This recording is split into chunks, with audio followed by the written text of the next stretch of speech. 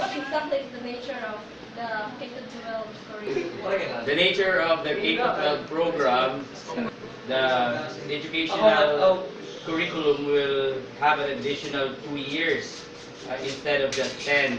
Its purpose is to prepare the students uh, to be job ready when they graduate. So it simply means that instead of going straight to college, the student has the option or is required to take general education subjects that is actually geared towards work even without going to college. Okay? Sir, how does it differ from the previous 10-year basic education curriculum? Basically, the other is 10 years and this curriculum is 12 years.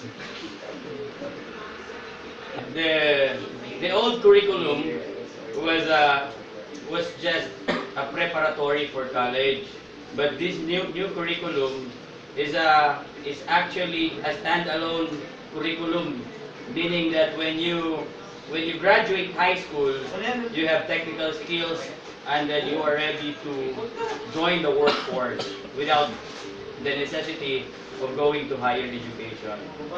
Okay?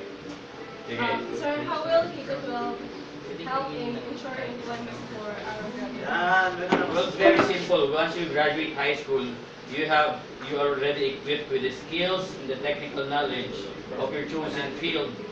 Uh, so right after graduation, you can readily work and the technical skills that have been taught you or imparted to you will be very useful. Flex will be added to K-12. I don't know, but I guess it would it would be technical subjects that would prepare the student for work. Sir, what are the specialization will be offered in senior high school? There would be specialization in vocational skills like information technology, uh, carpentry or welding, or those TESDA courses that are offered. So they would be incorporated in the high school program.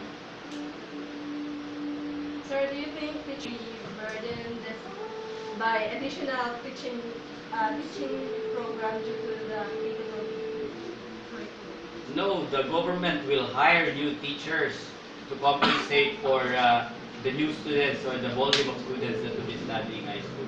So the teachers would be having a specialization and more teachers will actually be hired. Sir, how about the additional cost to parents? It's uh, it's a cost that needs to be uh, needs to be what's this paid by the parents and but actually the government is spending money or making our education as accessible as it is to everyone, so it would be very minimal considering that it's only elementary and high school, but well, if you balance the cost versus the advantages, after you need not to go to a 4-year higher education course because right after your high school, you could immediately get a job and work because of the certificates that you had. So the cost would be actually would be just balanced by the time that you would actually no longer need to get the higher education in order for you to get a job. So, sir, what can you say about the issue na ang K-12 temporary lang daw? Or, The government, the problem with the government is that they usually flip-flop. They usually flip-flop whenever a new president comes in. So the Department of Education and the government should have a permanent policy because the students and the parents and the whole educational system should not be sacrificed just because of the whims or caprices of the government bureaucrats who run our country. About naman po sa assurance ng mga students na who Ah. will graduating sa K-12.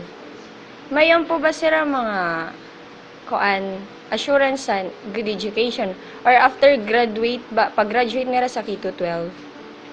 This the problem with unemployment is uh, the problem with unemployment is actually based on our education, because the employers would actually want people or workers to have knowledge or skills, uh, so that they could work in their companies or whatever field that they have. And what's happening now is that the graduates of our curriculum or present curriculum, the college graduates actually does not have the skills to match the needs of the employment of the employment sector or the employers.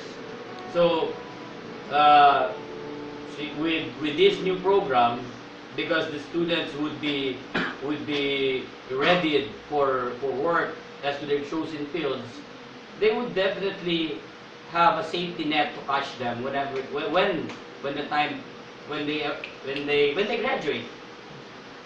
So sir, para sa mas maupay gyapon para sa mga estudyante.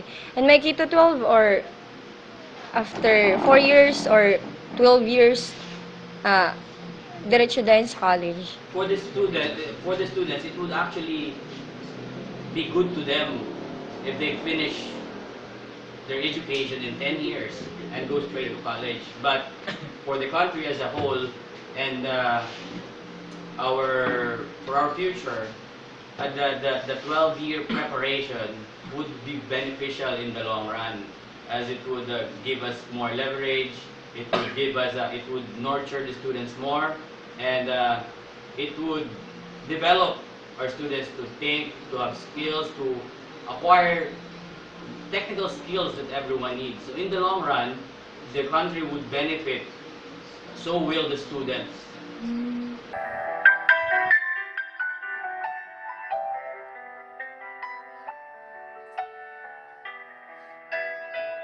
Enhanced K-12 Basic Education Program seeks to provide for a quality 12 years basic education program that each Filipino is entitled to. This is recognized with Article 4, Section 2 of the 1987 Philippine Constitution, which states that the state shall establish, maintain, and support a complete, adequate, and integrated system of education relevant to the needs of the people and society. The goal of the Enhanced K-12 Basic Education Program is to create a functional basic education system that will produce productive and responsible citizens equipped with the essential competences and skills for both lifelong learning and employment. The program will enhance the basic education system to full functionality to fulfill the basic learning needs of students. This is in line with the agenda of President Benigno Aquino III of having quality education as a long-term solution to poverty. The enhanced K-12 basic education system will contribute to the development of emotionally and intellectually mature individuals capable of pursuing productive employment and entrepreneurship for higher education disciplines. In the near future, the smooth transition from the existing 10-year education cycle to the K-12 basic education cycle will produce holistically developed Filipino learners with 21st century skills which they can use to become productive and responsible citizens of the century.